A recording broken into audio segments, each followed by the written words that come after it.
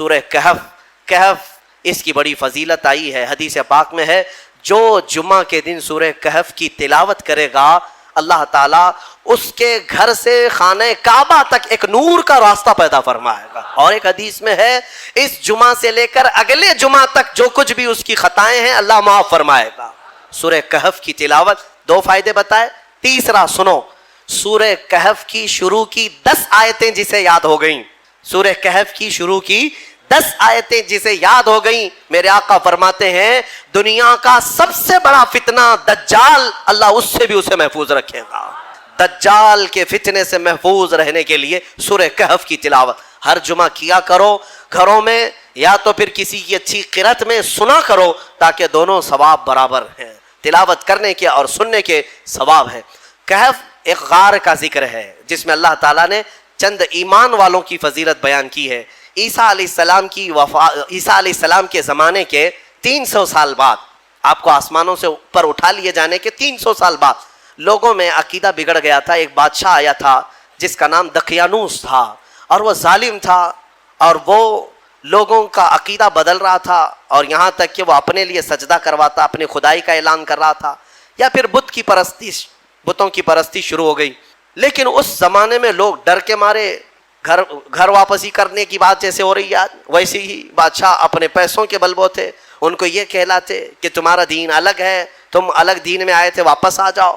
دھرم پریورتن بدل رہا تھا، کئی بدل چکے تھے. پیسوں کے لیے کچھ لوگ بدلتے ہیں، طاقت کے لیے کچھ لوگ بدلتے ہیں، ڈر سے کچھ لوگ بدلتے ہیں، لیکن جو اللہ والے ہیں وہ ہر زمانے میں قائم رہتے ہیں. بادشاہ کے کچھ وزیروں میں لوگ تھے جن کی تعداد 7 اور بعض روایتوں میں 8، اللہ بہتر جانتا ہے ان کی تعداد کتنی تھی. یہ الگ الگ لوگ تھے، یہ ایمان والے لوگ تھے جو اللہ پر ایمان رکھتے اور آخرت پر ایمان. اب وہ جو ذکر کرتا اسے مار دیا جاتا. تو ان لوگوں نے ایک دن مشورہ کیا کہ اس شہر کو چھوڑ کر ہم دور چلے جاتے ہیں، اپنے ایمان کی حفاظت کریں. اب یہاں ایمان بچانا بہت مشکل ہو گیا ہے، ورنہ بادشاہ کے سامنے سر جھکانا پڑے گا، شرک اور کفر کرنا پڑے گا. ہم چلتے ہیں شہر سے باہر. یہ ساتوں نے راتوں رات مشورہ کیا اور نکل پڑے. ان کے ساتھ ایک کتا ہو لیا، اصحاب کہف کا کتا کہا جاتا، ساتھ میں چلتا رہا. اور یہ لوگ آبادی سے بہت دور نکل کر باہر گئے، اور ایک غار تھا، اس غار میں ان لوگوں نے رات کو پناہ لی، سونے کے لیے چلے گئے. اور وہاں پر جب سونے کے لیے وہ لوگ گئے تو اللہ تعالیٰ فرماتا ہے فَضَرَبْنَا عَلَىٰ آذَانِهِمْ فِي الْكَهْفِ سِنِينَ عَدَدًا، ہم نے ان کے کانوں پر سالوں تک کے لیے نیند کو طاری کر دیا، سلا دیا ان کو رب تعالیٰ. وہ ایسی گہری نیند میں سو گئے کہ پھر اٹھے نہیں. دن گزرتے چلے گئے. بادشاہ کو کسی نے خبر کر دی کہ تیرے دربار کے یہ وزیر بھاگے ہیں. بادشاہ نے ڈھونڈنے کا حکم دیا، اور ڈھونڈتے ڈھونڈتے ان کے پیروں کے نشان سے وہاں غار تک لوگ پہنچ گئے. بادشاہ سے کسی ایک شخص نے کہا اس غار کے اندر یہ لوگ سو رہے ہیں. تو بادشاہ نے کہا ان کی سزا یہ ہے کہ اس غار کو اچھی طرح سے دیوار لگا کر بند کر دو، یہی ان کی قبر بن گئی، یہ کبھی باہر نہ آ سکے. ان کی سزا یہی ہے. دیوار تعمیر کر دی گئی اور غار کا منہ سب بند کر دیا گیا، وہ نکل نہیں سکتے تھے. اندر جیسے ہی وہ لوگ سو گئے بادشاہ سزا دے کر چلا گیا. وہاں ایک چرواہا تھا، اس نے ان کا پورا واقعہ دیوار پر لکھ دیا. یہ کون لوگ تھے، ان کا نام کیا تھا، یہ کیوں اپنے شہر سے نکلے تھے، لکھ کر کے رکھ دیا. زمانے بدلتے گئے، مہینے، سال، اس کے بعد صدیاں، 300 سال گزر گئے. 300 سال گزر گئے تقریباً. 300 سال کے بعد اللہ تبارک و تعالیٰ نے دوبارہ انہیں اٹھایا. وہ جب اٹھے تو آپس میں ایک دوسرے کو دیکھنے لگے، پوچھنے لگے کتنی دیر ہو گئی سو کر کے. کسی نے کہا ہم رات کو آئے تھے صبح ہو گئی ہے، کسی نے کہا صبح آئے تھے دوپہر ہوئی. اب اسی سے آپ اندازہ لگا لیں کہ رب تبارک و تعالیٰ صدیوں کو چاہے تو منٹوں میں گھیر سکتا ہے. جب اصحاب کہف کے ایمان والوں کے لیے 300 سال آدھے دن کے برابر لگ رہے ہوں تو میرے مصطفیٰ کے معراج کا سفر اگر وہ لاکھوں سال کا بھی ہو تو دنیا والوں کے لیے منٹوں کا کیوں نہیں لگ سکتا. یہ اللہ رب العزت جیسا چاہے وقت کو گھیر دے اور چھوٹے وقت کو چاہے تو طویل کر دے. ہاں اب اٹھے اور اس کے بعد ان لوگوں نے پھر آپس میں دیکھ کر نشانیاں بھی بدلی ہوئی تھیں، بال بڑے تھے، ناخن بہت بڑے ہو چکے تھے، سب تبدیلی تھی. تو پھر انہوں نے کہا خیر جیسا بھی ہے ایک صاحب کو بھیجو تاکہ کھانا لے آئے، بھوک لگی. تو ایک صاحب ان میں جو تھے ان کو کہا کہ چھپ کر کے جانا، کہیں بادشاہ کے کارندے دیکھ نہ لیں ورنہ وہ ہمیں پکڑ لیں گے تو پھر اپنے دین میں واپس لے جائیں گے یا تو پھر ہمیں ہلاک کر دیں گے. یرجموکم او یعیدوکم فی ملتہم، وہ اپنی دین میں ہمیں واپس لے جائیں گے. संभल कर जाना। फिर एक साहब निकले पैसे लेकर के, बाजार में गए खाना लेने के, खाना खरीदा और पैसे दिया। अरे 300 साल पहले का सिक्का था, कितनी बादशाहतें आई गई। दुकान वाले ने देखा और कहा ये क्या दे रहे हो? कहा पैसा दे रहे हैं। कहा ये पैसे कहाँ से तुम्हें मिले? कहा ये हमारे अपने पैसे हैं। दुकान वाले को शक हुआ कि इसको शायद पुराना कोई खजाना हाथ लगा होगा, क्योंकि सोने के सिक्के होते थे पहले, चांदी के सोने के सिक्के, यही करेंसी होती थी। ये नोटों की, ये यहूदियों की करेंसी जिसको आज हम इस्तेमाल कर रहे हैं। असल जो करेंसी थी वो सोने और चांदी की हुआ करती। तो फिर दुकान वाले ने उस साहब को जो असहाबे कहफ में है दुकान पर ही खड़ा किया और अंदर से जा करके बादशाह की पुलिस को खबर कर दिया। उस वक्त जो बादशाह था उसका नाम बैदरूस था, वो ईमान वाला था और वो अल्लाह की बारगाह में दुआ कर रहा था, रोज दुआ करता था कि ऐ मौला मेरी कौम गुमराह हो रही है, या आखिरत पर यकीन नहीं कर रही है, मरने के बाद दोबारा जिंदा होने पर यकीन नहीं कर रही है, तो कोई ऐसी निशानी दिखा दे कि इनका अकीदा मजबूत हो जाए। हाँ, बादशाह की दुआ पर अल्लाह तबारक व तआला ने दोबारा इनको जिंदा किया है। तो बैदरूस के पास जब ये खबर पहुंची कि ऐसा ऐसा एक शख्स आया है जो पुराने ज़माने के सिक्के ले आया है, तो बादशाह ने अपनी फ़ौज को साथ कर दिया कि जाओ उस शख्स के साथ, ये कहाँ से आया। जब ये खाना लेने आए हुए साहब निकल करके वापस पूरी फ़ौज के साथ गार आ रहे थे, तो असहाबे कहफ ने कहा हमारा साथी पकड़ा गया और बादशाह की फ़ौज आ रही है हमें गिरफ्तार करने। लेकिन जो आए वो लोग, इन लोगों को देखा तो सारे लोगों ने अल्लाह की बारगाह में सजदा रेज हो गए। कहा असहाबे कहफ के बारे में उन लोगों ने सुन रखा था कि कुछ लोग ऐसे थे जो बादशाह से अपना ईमान बचाकर चले गए थे और गार उनके लिए कब्र बना दी गई थी, और आज गार खुला है और इसमें ये लोग जिंदा सलामत बैठे हुए 300 साल के बाद जिंदा सलामत बैठे। तो बादशाह ने अपनी पूरी कौम को बुलाया और कहा कि देखो वो रब्बे कदीर 300 साल के बाद जब किसी को बेदार कर सकता है तो हर इंसान को मौत के बाद दोबारा जिंदा जरूर फरमाएगा। अकीदा आखिरत को जिंदा किया। अब असहाबे कहफ दोबारा अपनी गार में गए, खाने होने का मसला तो ख़त्म, और दोबारा उनको नींद लग गई। अल्लाह ने फिर उनको गहरी नींद में सुला दिया। जैसे ही वो सो गए तो असहाबे कहफ का कुत्ता भी उसी तरह जिंदा हुआ, उसी तरह फिर सोया। अब जो बैदरूस था उसने दीवार फिर से बना दी और उनका पूरा वाक़या लिखा और वहाँ एक मस्जिद बनाई, और मस्जिद बनाकर वो डेट, वो जो दिन था जिस दिन वो उठे थे, उस दिन को यादगार के तौर पर सारे लोगों को ऐलान किया कि साल में जब ये दिन आएगा सब यहाँ जमा होंगे और अल्लाह की इबादत करेंगे। इसी से तो उर्स की शरई हैसियत भी साबित होती है। औलिया इकराम के उर्स हम जो मनाते हैं कुरान पाक में मौजूद है। असहाबे कहफ जिस दिन सोए जिस दिन उठे वो तारीख लिख दी गई। बहरहाल अब असहाबे कहफ को दोबारा जब अंदर रखा गया था तो सोने के ताबूत बनाए थे बादशाह ने। ये बैदरूस ने सोने के जनाजे ताबूत बनाकर उसमें उनको लिटाया और अंदर रखा। एक ही दिन के बाद वो बादशाह के ख्वाब में आए और कहने लगे कि हम दुनिया से भाग करके यहाँ आए और तू दुनिया हमारे पास लाया है, फौरन हमें इस सोने और चांदी से अलग कर। फिर दोबारा उनका गार खोला गया, फिर वो सोने के ताबूत से उन्हें निकाला गया और फिर साफ मिट्टी में उन्हें सुलाया गया।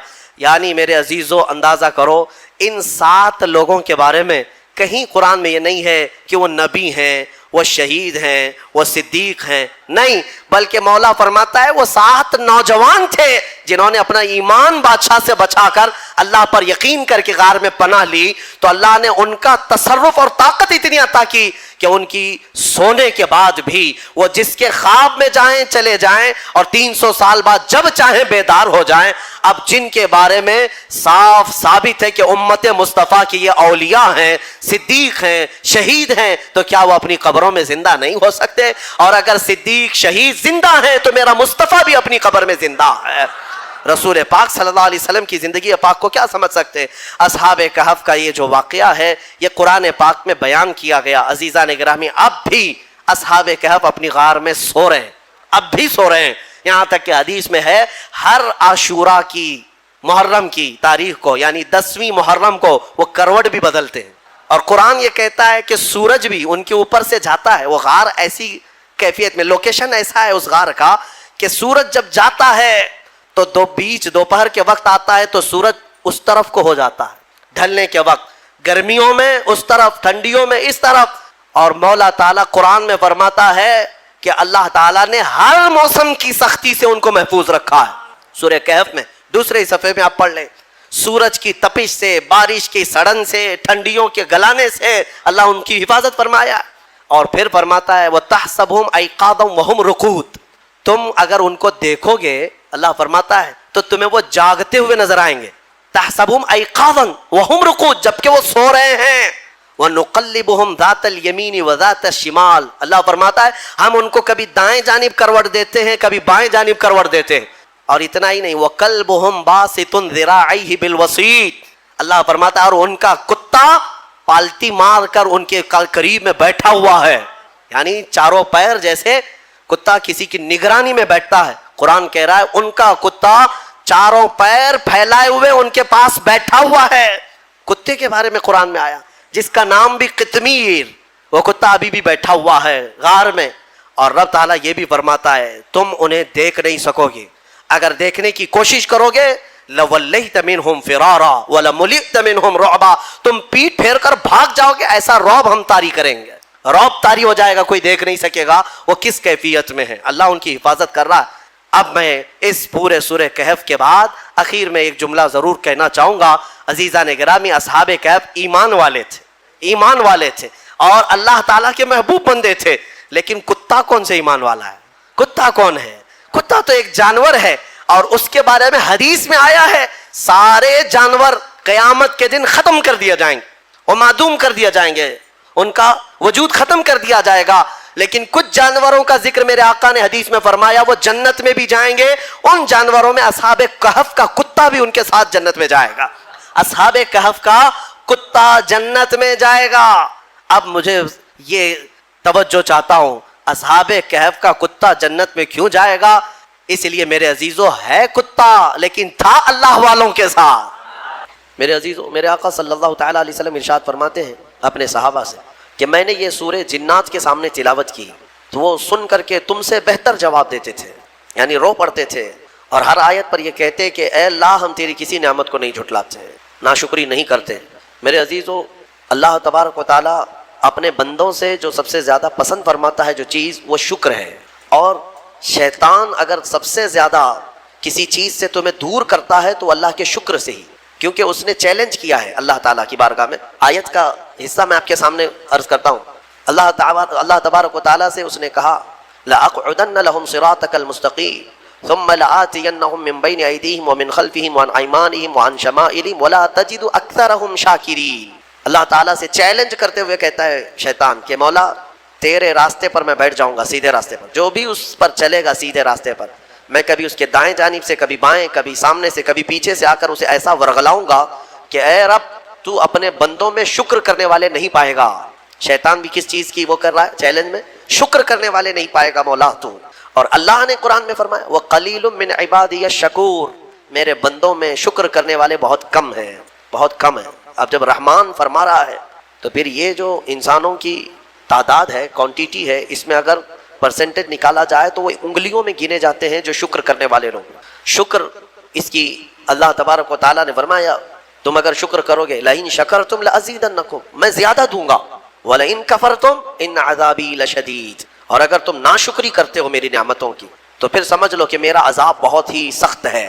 اللہ عز و جل اس چیز کو سخت ناپسند کرتا ہے کہ اس کی نعمتوں کا کوئی ناشکری کرے. اسی لیے میرے عزیزو، اللہ کے حبیب صلی اللہ تعالیٰ علیہ وسلم جب دعا کرتے تھے تو یوں یہ عرض کرتے تھے کہ مولا تو اپنے شکر گزار بندوں میں میرا شمار فرما. سمجھ رہے آپ؟ صبر آسان ہے اور شکر مشکل ہے، صوفیہ نے فرمایا. حالانکہ شکر میں کیا کرنا کیا ہے؟ صبر دیکھا جائے تو کٹھن ہوتا ہے، برداشت کرنا ہوتا ہے. مصیبت آئی خاموش رہنا ہے، کسی چیز کی کمی ہو گئی خاموش رہنا ہے، یہی تو صبر ہے. گناہ کی خواہش ہوئی لیکن نہیں کیا، یہی صبر ہے. صبر دیکھا جائے تو مشکل ہے لیکن صوفیہ کرام فرماتے ہیں صبر سے زیادہ مشکل شکر ہے. شکر ہے. وہ کیسے؟ کہا کہ اس لیے کہ جب خوشیاں آتی ہیں تو عام طور پر انسان ہر چیز بھول جاتا ہے، اسے یاد ہی نہیں رہتا کہ دینے والے کا مجھے شکر بجا لانا چاہیے، وہ بھول جاتا ہے. یہی تو ہم نے دیکھا ہے. آپ تھوڑا سا تجزیہ کر کے دیکھ لیں اپنی زندگی میں، تھوڑا غور و فکر کر کے دیکھ لیں. ہمارے گھروں میں بھی جو کچھ بھی ایکٹیویٹیز ہوتی ہیں، جو معمولات چلتے ہیں، اگر گھر کے اندر کوئی مصیبت آئی تو آپ فاتحہ کروائیں گے، قرآن پڑھوائیں گے. میت ہو گئی تو کیا کریں گے؟ سب سے پہلے قرآن پڑھواتے ہیں. کسی کی بیماری ہو گئی، نزا کا وقت آیا، کسی کو بلایا آپ قرآن پڑھوا رہے ہیں. بہت سخت بیمار ہے، پانی پڑھ کر کے پکارے. یہ ساری مصیبتوں کے وقت آپ قرآن یا عبادت کی طرف جا رہے ہیں، سجدہ کر رہے ہیں. لیکن کبھی شادی ہو رہی ہے گھر میں، بچے کا عقیقہ ہو رہا ہے، ولیمہ ہے، منگنی ہے، ان سب مواقع پر جو خوشیوں کے ہیں کب قرآن خوانی ہوتی ہے، کب قرآن پڑھا جاتا ہے؟ کیا رب ذوالجلال کی بارگاہ میں پہلے سے کوئی شکرانے کی محفل ہوتی ہے؟ بہت کم دیکھا گیا. موت پر، غم پر، بیماری پر دعائیں مانگی تو ضرور جاتی ہیں، قرآن پڑھا تو جاتا ہے، لیکن خوشیوں کے موقع پر بندہ بھول جاتا ہے. اسی لیے صوفیاء اکرام نے فرمایا شکر جو ہے یہ مشکل ہے، اور منافق شکر نہیں کر سکتا. یہ مومن کو عطا کی ہوئی نعمت ہے شکر کرنا. شکر کیسے کریں گے آپ؟ شکر کرنے کا، شکر کے بہت سارے طریقے ہیں. صرف یہ نہیں ہے کہ زبان سے کہہ دیا الحمدللہ، بلکہ تمہارے ہاتھ و پیر بھی شکر بجا لاتے ہیں، تمہاری زبان بھی اور تمہارا دل بھی. تینوں طریقے ہیں شکر کے. کسی کی زبان چلتی ہی نہیں تو کیا وہ شکر گزار نہیں ہے؟ لیکن اگر اللہ رب العزت کے حوالے اپنے آپ کو کر دیا، دل سے وہ کہتا ہے کہ مولا میرا کچھ نہیں، سب تیرا ہے، وہ دل سے کہہ رہا ہے، اس کے دل کا شکر ہے. وہ ہاتھ اور پیر اگر عبادت کے لیے اٹھاتا ہے تو یہ ہاتھوں اور پیروں کی طرف سے اللہ کا شکر ہے. اور پھر زبان سے اگر کہتا ہے تو یہ زبان کا شکر ہے. الحمدللہ.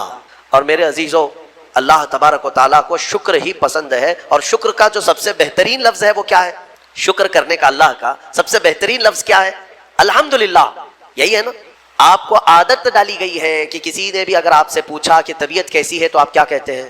الحمدللہ. چاہے سر درد ہو ہی رہا ہو لیکن آپ کہتے ہیں الحمدللہ. یہ شکر کرنے کا سب سے بہترین لفظ کیا ہے؟ الحمدللہ. اب میں آپ کو بتاتا ہوں یہ سب سے بہترین لفظ ہے.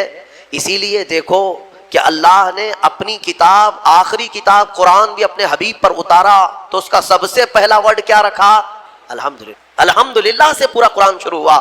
پھر تم اگر مولا کی بارگاہ میں عبادت کے لیے کھڑے ہوئے، نماز کے لیے رکعت باندھے، امام اگر کہیں سے جہر میں شروع کیا تو کہاں سے؟ نماز میں بھی اگر امام قرات شروع کرتا ہے تو کہاں سے شروع کرتا ہے؟ الحمدللہ سے ہی شروع کرے گا. میرے عزیزو، اتنا ہی نہیں بلکہ روایتیں ملتی ہیں کہ آدم علیہ السلام کو جب پیدا کیا گیا اور ان کے جسم میں روح ڈالی گئی، آپ کو چھینک آئی، سب سے پہلے آپ کی زبان سے نکلا الحمدللہ. اس سے اندازہ کرو کہ میرا مولا شکر پسند کرتا ہے، شکر پسند کرتا ہے. اسی لیے 30 سے زیادہ مرتبہ تم سے پوچھ رہا ہے مولا کون کون سی نعمتوں کو جھٹلاؤ گے؟ تم اللہ رب العزت کے آگے سرنڈر ہو جاؤ، سپرد ہو جاؤ کہ مولا نہیں، میں تیری کسی نعمت کا انکار نہیں کرتا. تمہیں اندازہ بھی نہیں ہے تمہارے پاس نعمتیں کیا کیا مولا نے دیا ہے، تمہیں اندازہ بھی نہیں ہے. وَإِن تَعُدُّوا نِعْمَةَ اللَّهِ لَا تُحْصُوهَا. اللہ فرماتا ہے اگر تم گننا چاہو گے اللہ کی نعمتیں ہرگز گن نہیں سکو گے. کیسے گنیں گے؟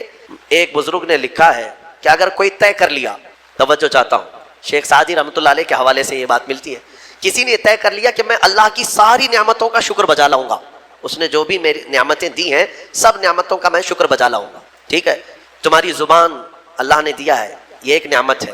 ناک نعمت ہے، کان نعمت ہے، آنکھ نعمت ہے، ہاتھ ہیں، انگلیاں ہیں، پورے جسم میں ایک ایک عضو اللہ کی نعمت ہے. پھر پلس اس کے علاوہ جینے کے لیے جو یہاں پر گھر دیا یہ نعمت ہے، زمین پر چلنے کی طاقت دی یہ نعمت ہے، اور سونے کے لیے ہمیں بستر دیا، پہننے کے لیے کپڑے دیا یہ نعمت ہے، رشتہ دار دیا یہ نعمت ہے، اولاد دیا یہ نعمت ہے، ماں باپ دیا یہ نعمت ہے، اچھے دوست دیا یہ نعمت ہے، اسلام دیا یہ نعمت ہے، ایمان پر رکھا یہ نعمت ہے، اپنے آخری نبی کی امت میں پیدا کیے یہ نعمت ہے. یہ ہزاروں نعمتیں ہیں. لیکن اگر تم چلو طے کر لیتے ہو کہ میں اللہ کی ساری نعمتوں کا ایک ایک بات دیگرے شکر بجا لاؤں گا، اے اللہ تو نے مجھے زبان دی الحمدللہ، تو نے مجھے ناک دی الحمدللہ، سب نعمتوں کا شکر کرنے کا اگر کسی نے ارادہ کر لیا تو شیخ سعدی فرماتے ہیں تو پہلے وہ بیٹھ جائے. اس کو اللہ نے جو سانسیں دی ہیں نا یہ سب سے بڑی نعمت ہے.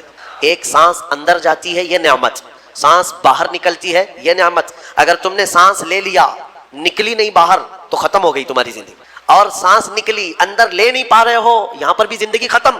سانس لینا ایک نعمت، سانس باہر چھوڑنا یہ ایک نعمت. شیخ سعدی فرماتے ہیں اور ہر سانس نہیں ہوتی ہے، پرانی سانس نہیں آئے گی، پھر ہر سانس نہیں ہے تو ہر سانس کے بدلے ہی تم اگر الحمدللہ کہتے رہ جاؤ گے تو زندگی گزر جائے گی سانسوں کے شکر پر، باقی نعمتیں ویسی ہی رہ جائیں گی. صرف سانسوں کے شکر پر تو زندگی گزر جائے گی. میرے عزیزو، اندازہ بھی نہیں کر سکتے کہ اللہ نے کون کون سی نعمتوں سے نوازا ہے.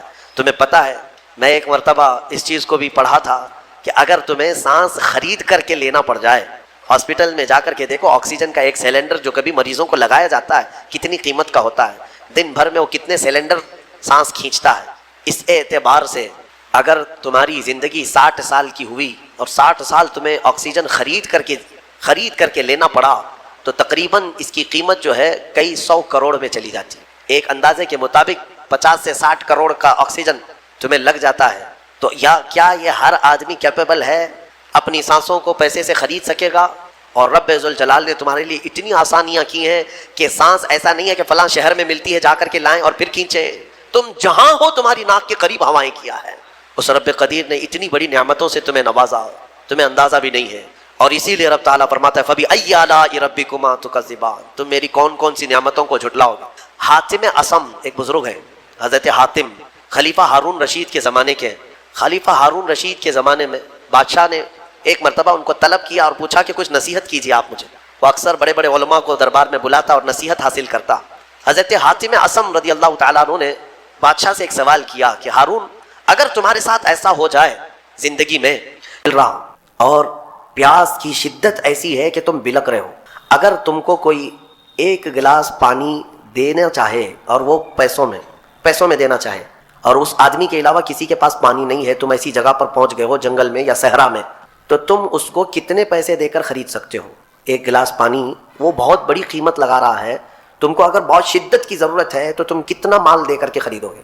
خلیفہ ہارون رشید نے کہا میں اپنی آدھی سلطنت بھی دینے کو تیار ہو جاؤں گا ایک گلاس پانی، کیونکہ ضرورت ہے انسان کی، جان بچانا ہے. تو حاتم اسم نے کہا ٹھیک ہے، تمہیں پانی تو مل گیا. کبھی ایسا ہوا تمہاری زندگی میں تم نے پانی تو پی لیا، پیٹ بھر کر پی لیا، پیٹ بھر کر کے، لیکن پانی اب نکلتا نہیں ہے، باہر نہیں نکلتا پانی، کوئی صورت ہی نہیں ہے کہ تمہارا پانی باہر آئے، پیشاب بند ہو چکا ہے. کوئی ایک حکیم ایسا ہے جو تم سے یہ کہے کہ میں تیرے پیٹ کا پانی باہر نکال دوں گا تو تو اسے کتنی قیمت دے گا؟ ہارون رشید نے کہا اس کو بھی میں اپنی آدھی سلطنت دے دوں گا، میرا پانی نکالتا ہے. تو حضرت حاتم اسم نے فرمایا ہارون تیری پوری سلطنت کی قیمت ایک گلاس پانی کے برابر ہے. اگر نہ ملے تو آدھی سلطنت اور مل جائے نکالنے کے لیے آدھی سلطنت، تو سوچ وہ رب ذوالجلال بغیر کسی قیمت کے روز تجھے پلاتا بھی ہے اور روز تیرے سے نکالتا بھی ہے. کتنی بڑی نعمت ہے تیرے لیے. میرے عزیزو، میں آپ کو ایک چیز بتاتا ہوں، میرے آقا صلی اللہ تعالیٰ علیہ وسلم نے اپنی امت کو سب سے زیادہ اگر دعائیں سکھائی ہیں تو وہ شکر کی دعائیں. شکر کی دعائیں تلاش کر لینا، یہ میرے مطالعے کے اعتبار سے میں آپ کو بتا رہا ہوں. آپ روزمرہ کی زندگی میں جو چیز بھی کرتے ہیں اس میں اللہ کا شکر ہے. میرے آقا نے سکھایا، آپ کھانا کھانے کے لیے بیٹھ رہے ہیں بسم اللہ پڑھ کر کے شروع کیے، کھانا ختم ہونے کے بعد میرے آقا نے سکھایا ہے الحمدللہ الذی اطعمنا وسقانا وکفانا وجعلنا من المسلمین. کیا ہے؟ تمام تعریفیں اس اللہ کے لیے، شکر ہے اس مولا کا جس نے ہمیں کھلایا پلایا اور ہمیں ہدایت دیا اور مسلمان بنایا. کھانے کے بعد بھی میرے آقا نے یہی سکھایا، کھانے کے بعد تمہیں کرنا کیا؟ یہی ہے. اچھا، اور نیند لگ رہی ہے، سونے کے وقت کہا بسم اللہ پڑھ کر کے سو جاؤ، لیکن سو کر کے اٹھتے ہو اگر نیند کھلتی ہے تو میرے آقا فرماتے ہیں یہ پڑھو الحمدللہ الذی احیانا بعد ما اماتنا. الحمد سے ہی شروع ہے، تمام تعریفیں اس اللہ کے لیے جس نے ایک موت کے بعد مجھے دوبارہ اٹھایا ہے. آپ کیا سمجھتے ہیں نیند جو ہے موت کی بہن ہے؟ اگر کوئی سویا مولا چاہے تو اس کی آخری نیند ہو سکتی ہے. بہت سارے ایسے ہیں جو سوئے اور پھر اٹھ ہی نہیں سکے. نیند کی حالت ایسی ہوتی ہے کہ وہ آدھی موت کے برابر ہے، اس کو خبر نہیں ہوتی، اسی میں وہ چلا بھی جا سکتا ہے. اور پھر جب تمہیں بیدار کرتا ہے مولا تو یہ نعمت ہے، بہت بڑی نعمت ہے کہ تمہیں موت کے منہ میں لے جا کر واپس لے آیا. جب بھی تم اٹھتے ہو میرے آقا نے فرمایا شکر بجا لاؤ. شکر ہے اس اللہ کا، تمام تعریفیں اس اللہ کی.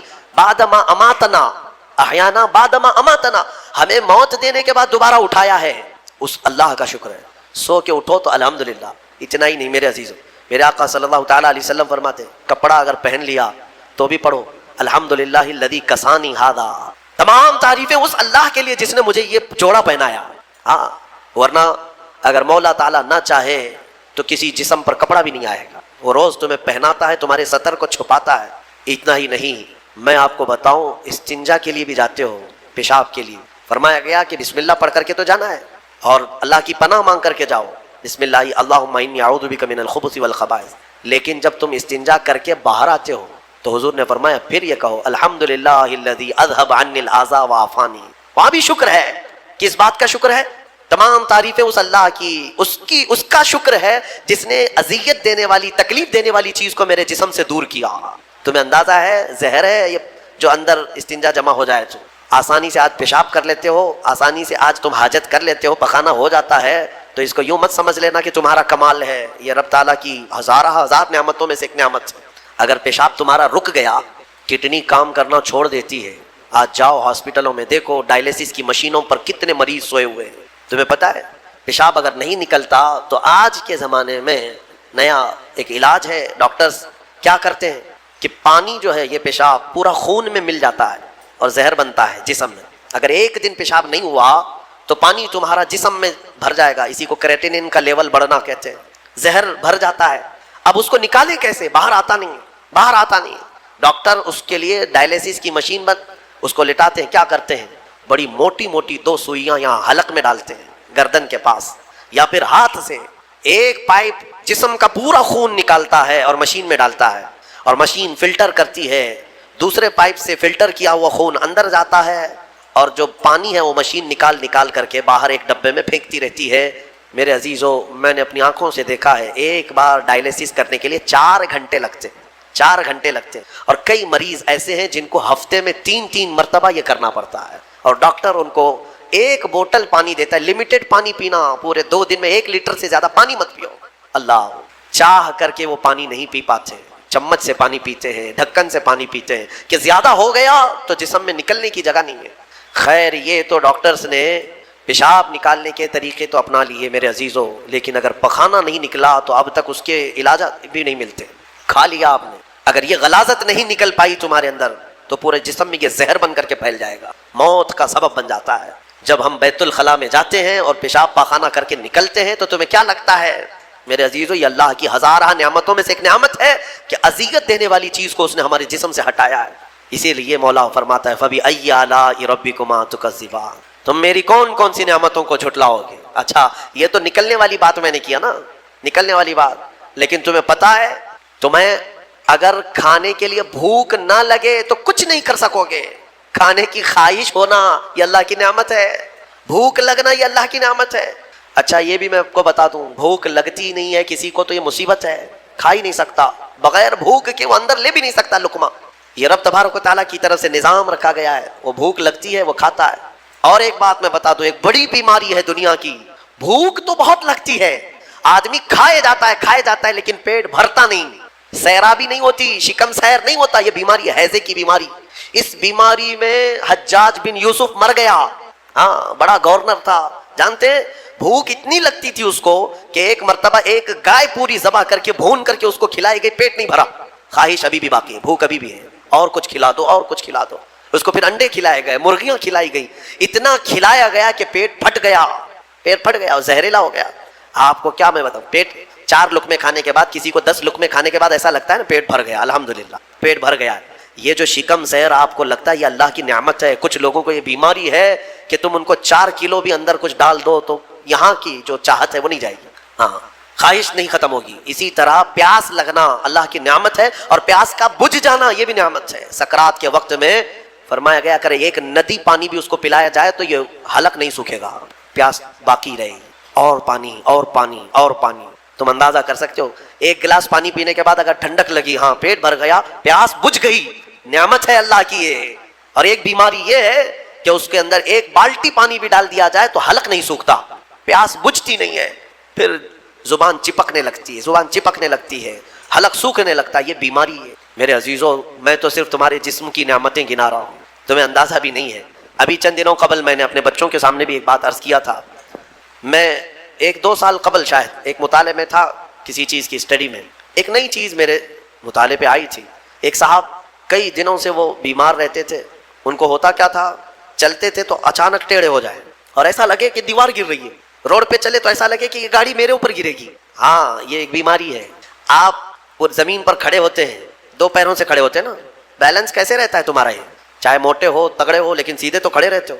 اور چلتے ہو تو کیا ایک طرف جھک کے چلتے ہو, کبھی ادھر کبھی ادھر نہیں, ہوائیں چاہے جتنی بھی آئیں آپ سیدھے چلتے ہیں. یہ کون ہے جو تمہارے بیلنس کو مینٹین کیا ہوا ہے؟ صرف 2 ٹانگوں پر تمہارے پورے وزن کو کس نے قائم رکھا ہے؟ اگر تجربہ کرنا ہے تو مٹی کا ایک پتلا اس طرح سے چلا کر کے دکھاؤ, 2 ٹانگوں پر چلا کر کے دکھاؤ, بیلنس کون رکھے گا؟ ارے پتلے بھی اگر بنا کر کے کھڑا کرتے ہیں کہیں اسٹیچو تو انہیں گاڑ دیتے ہیں, کھڑا نہیں کر پائیں گے. اتنا تمہاری وزن کے بعد 80 کلو کا ایک پتلا بناؤ مٹی کا اور اس کو صرف پیروں پہ کھڑا کر کے دکھاؤ, نہیں کھڑا ہوگا, ہوا آئے گی گر جائے گا. تمہیں ہوا کیوں نہیں گراتی؟ کون ہے جو تمہیں برقرار رکھا ہوا ہے؟ آپ کو میں بتاؤں تو حیرت ہوگی آپ کہ کون سی چیز مینٹین کرتی ہے. پتا ہے آپ کو کون سی چیز تمہارے جسم کے اندر؟ نہ تمہارے ہاتھ، نہ تمہارے پیر. اللہ اکبر، اللہ کی نعمتوں پر قربان جاؤ. ایک صاحب انہوں نے مجھ سے ملاقات کی تھی اور اپنی بیماری یہ بتائی تھی کہ ایسا لگتا ہے، تعویذ بھی کرائے، دعا بھی کرائے، وظیفے بھی کروائے، بہت ساری. ایک ماہر دانشور تھے، انہوں نے مجھ سے یہ کہا کہ مولانا مسئلہ یہ ہے کہ ہمارے دونوں کانوں کے بیچ میں ایک چھوٹا سا پارا، ایک قطرہ ہوتا ہے پارے کا، لکوڈ پارا. دیکھیں آپ بی پی چیک کرنے کے وقت جو چڑھتا اترتا ہے مشینوں پہ، اس طرح کا ایک ہلکا سا ایک لکوڈ قطرہ ہمارے دونوں کانوں کے برابر بیچوں بیچ ہوتا ہے، اور وہ قطرہ ہے جو پورے بیلنس کو مینٹین کرتا ہے.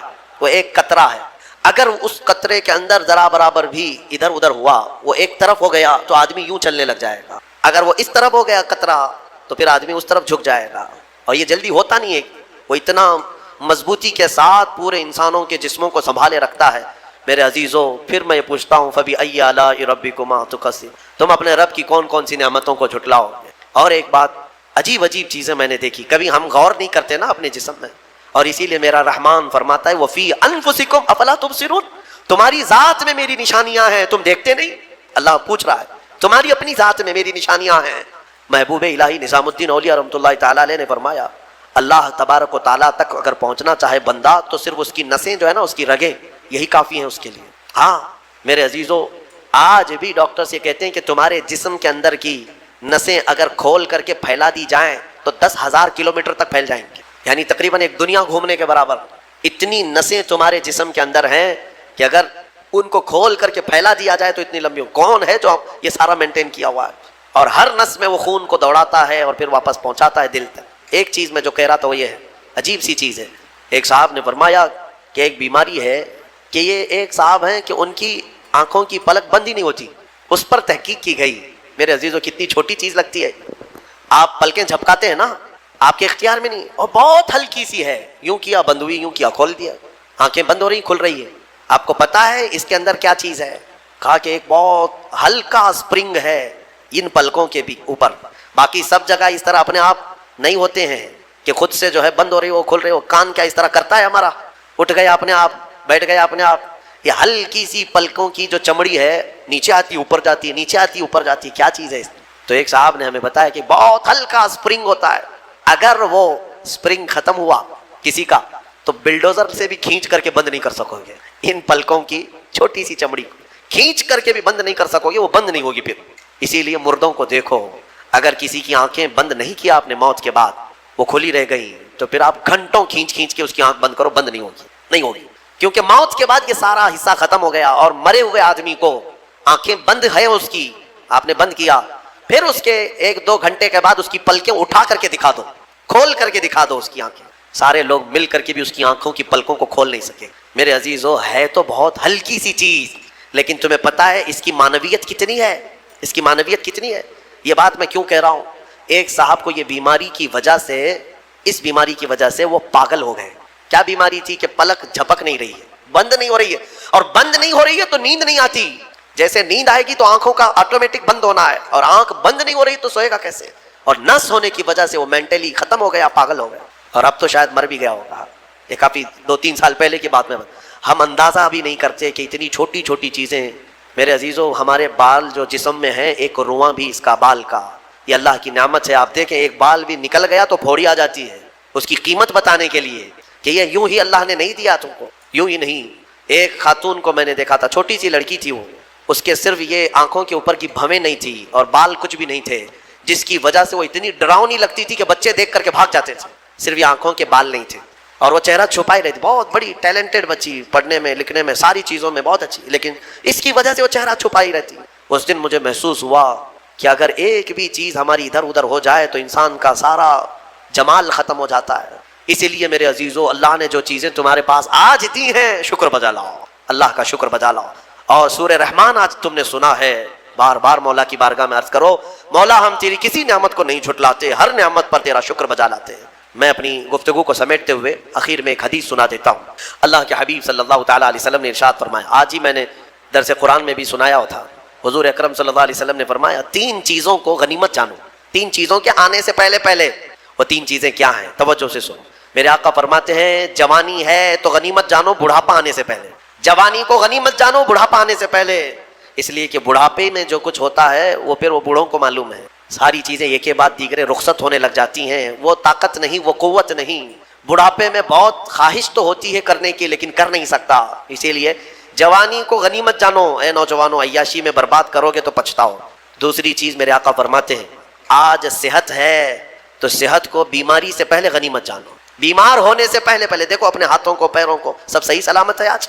آنکھ دیکھ رہی ہے، کان سن رہے ہیں، زبان بول رہی ہے، ہاتھ پیر چل رہے ہیں، شکر کرو اللہ کا۔ اس لیے کہ ہم نے دیکھا ہے چند دنوں کے بعد ایسی بیماریاں جکڑ لیتی ہیں، سجدہ کرنا چاہتا ہے لیکن پیر مڑتے نہیں۔